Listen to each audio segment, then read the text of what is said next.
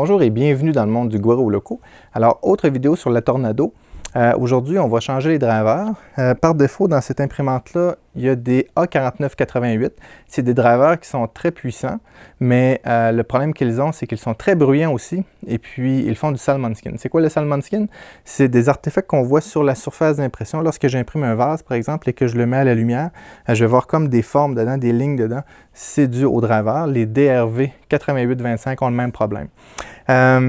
Aujourd'hui, on va changer 3 des 4 drivers. Je ne changerai pas le driver de l'extrudeur parce que je n'ai pas vu grande différence. On va changer le X et le Z pour des TMC 2208, excusez-moi, puis le Y pour un LV 8729. Pourquoi je ne mets pas un TMC 2208 sur le Y? C'est qu'il n'est pas assez puissant. La Tevo Tornado a un gros moteur à l'arrière et le TMC peut alimenter jusqu'à 1,4 A. Pic 2 ampères, mais ce moteur-là demande 1,8 ampères, donc il n'est pas suffisant. Le moteur saute aller-retour et le driver devient extrêmement chaud. Donc, le 8729 est un peu plus puissant, puis sauf qu'un petit peu plus bruyant aussi. Il est moins silencieux, cependant, il n'y a pas l'effet de salmon skin. Donc, tandis que ceux ici, c'est des 1 ampère. Comment est-ce que je sais que c'est des 1 ampère? C'est que sur les numéros ne disent absolument rien. Je n'ai pas trouvé de référence. Cependant, j'ai les anciens moteurs de la Tevo Tornado. Et puis, je me fie ce qui sont à peu près les mêmes. Ils sont de la même dimension, le même genre de moteur. Donc, probablement qu'ils n'ont pas changé la recette. Et puis, je les ai essayés aussi. À vrai dire, j'ai déjà fait les modifications 3 fois. Je vous explique pourquoi. La première fois, j'avais mis 3 TMC 2208. Et puis, j'avais juste des layer shift. Regardez les photos. C'est ce que j'ai eu tout le long, pas capable de faire imprimer comme il faut le Y. Ensuite de ça, j'ai retourné la vidéo avec le LV8729 et je n'avais pas branché mon micro. Donc, c'était un film muet tout le long de l'installation. Alors, ce coup-ci, mon micro est installé. J'ai fait les tests. L'imprimante est retournée à son état d'origine. Donc, ce qu'il faut savoir, ce que j'ai besoin d'une clé hexagonale pour ouvrir le boîtier. J'ai 6 vis, c'est-à-dire 2 à l'arrière, 4 en dessous. Il est déjà dévissé dans mon cas. Ensuite de ça, j'ai besoin d'un multimètre. J'ai besoin, il est ici, d'un tournevis isolé pour ajuster le VREF, le voltage sur mes drivers. J'ai besoin d'un ordinateur, un câble USB pour changer les drivers. On n'est pas obligé de changer les drivers théoriquement. Tout ce que j'aurai à faire, c'est inverser les câbles de mes steppers moteurs, c'est-à-dire si je les inverse du côté moteur, c'est-à-dire j'utilise les pins 1, 3, 4 et 6. Alors, j'ai juste à faire 6, 4, 3, 1. Je les inverse complètement ou directement sur la carte mère. Mon connecteur, au lieu de faire 1, 2, 3, 4, je fais 4, 3, 2, 1. Et puis, ça va faire travailler les moteurs dans l'autre sens. Mais je vous recommande d'updater le firmware et de mettre les bons types de drivers. Donc, on va mettre les drivers à jour, on va changer les drivers à l'intérieur, on va regarder comment ajuster le VREF. Cependant, je ne ferai pas une grosse explication sur le VREF. Je vais vous montrer les voltages que moi j'ai mis, mais je vais mettre dans les notes de la vidéo le lien vers une autre vidéo que j'ai fait avec tous les calculs pour les TMC, pour les A4889, les DRV, et puis, bref, tous les drivers que vous allez avoir besoin, vous allez pouvoir calculer ça pour votre imprimante. Ici, pour le X et le Z, j'ai mis 1.4 de VREF. Et puis pour le Y, le LV, j'ai mis 1 de VREF.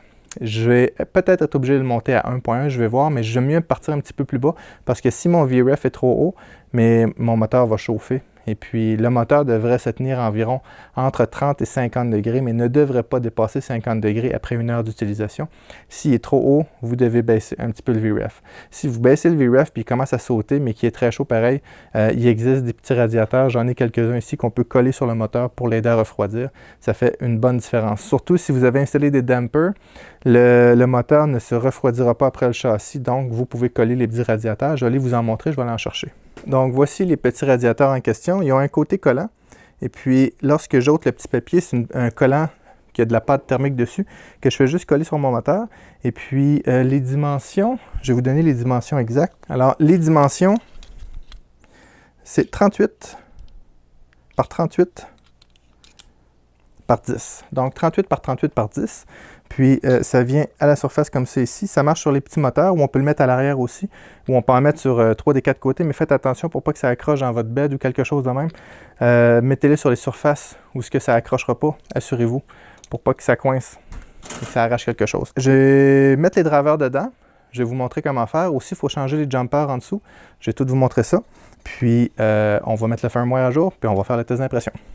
Alors ici, j'ai mes drivers. Alors ici, j'ai mon X, Y et Z. Je ne changerai pas lui ici parce que c'est mon extrudeur. Je vais juste tasser les fils du BL Touch. Parfait. Alors, avant de l'enlever, regardez la position dans laquelle il est parce qu'on va avoir besoin d'une référence là-dedans. Donc, j'enlève mes 3 drivers.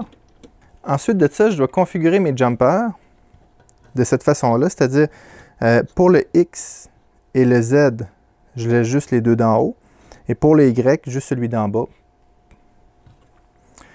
Maintenant, lorsque je regarde mon driver, il est installé comme ça. J'ai une pin ici qui s'appelle Enable. Voyez-vous, donc, cette pin-là se retrouve ici dans le coin en haut. Alors, lorsque je prends mon TMC, OK, heureusement, les couleurs nous guident, mais j'ai déjà eu des drivers que les couleurs étaient inversées, donc fiez-vous pas aux couleurs, mais fiez-vous à la pin Enable. Alors, sur celle-là ici, je vois EN dans le coin en haut. Alors, je m'assure que EN vient dans le coin en haut ici.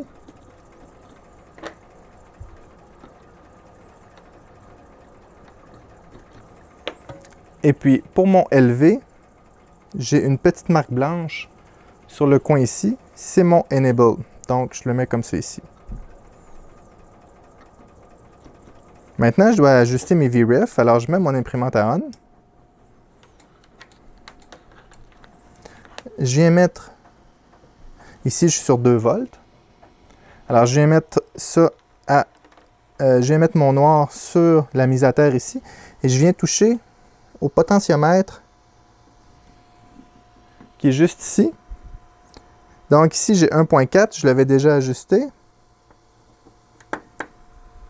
Ici, j'ai 1.4 aussi. Et puis pour mon LV, j'ai 1.0. On va l'essayer comme ça. Alors, pour augmenter le voltage, je vais juste le tourner. Alors, tournez-le un petit peu à la fois, vraiment pas beaucoup, hein? Juste un petit peu. Alors, l'étape suivante est de mettre le firmware à jour. Donc, mon firmware était déjà prêt. Alors, mon firmware est à jour. Donc, c'est bien important, une fois que j'ai fait ça, de faire un Auto Home et garder la main sur le bouton au cas où, oups, que vous auriez oublié de votre bobine sur le bed. Parfait. Alors, Auto Home. Alors, le X marche bien. Le Y marche bien. Le Z semble fonctionner aussi.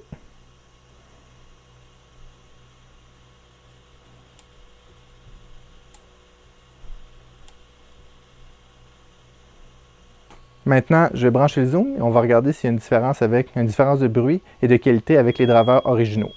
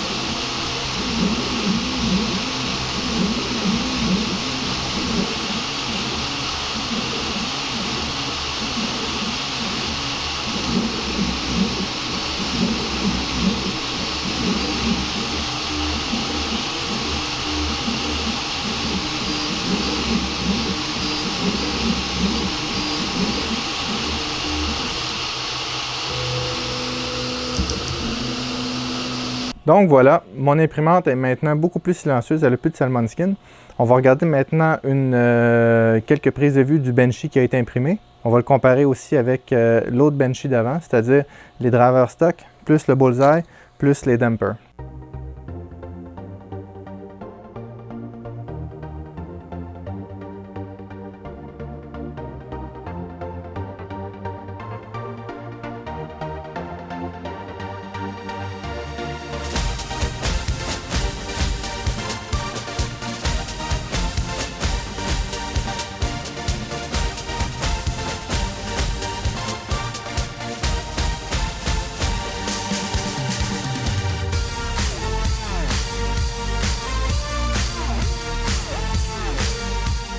Donc, est-ce que c'est un upgrade qui vaut la peine?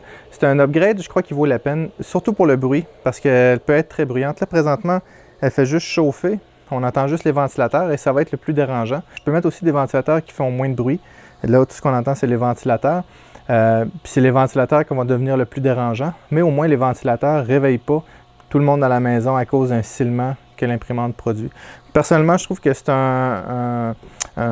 une modification qui vaut la peine de changer les drivers. Comme je vous ai dit, mettez pas un TMC 2208 sur le Y, ça ne marchera pas bien. Mettez un LV ou au pire, laissez le 4988 si vous ne voulez pas mettre un LV ou si vous le trouvez trop dispendieux, trop cher. Donc, prochaine chose, on va regarder maintenant comment améliorer la qualité d'impression à partir de Simplify 3D. Et on va regarder aussi pour Cura rapidement. Je travaille plus avec Simplify 3D. Là, présentement, je n'ai pas amélioré l'impression. C'est une impression qui est vraiment de base. C'est pour ça que la qualité est moyenne. Ce n'est pas à cause de l'imprimante, c'est à cause de mes configurations dans Simplify 3D. J'ai tout laissé par défaut. Mais à la prochaine vidéo, on va regarder comment améliorer la qualité.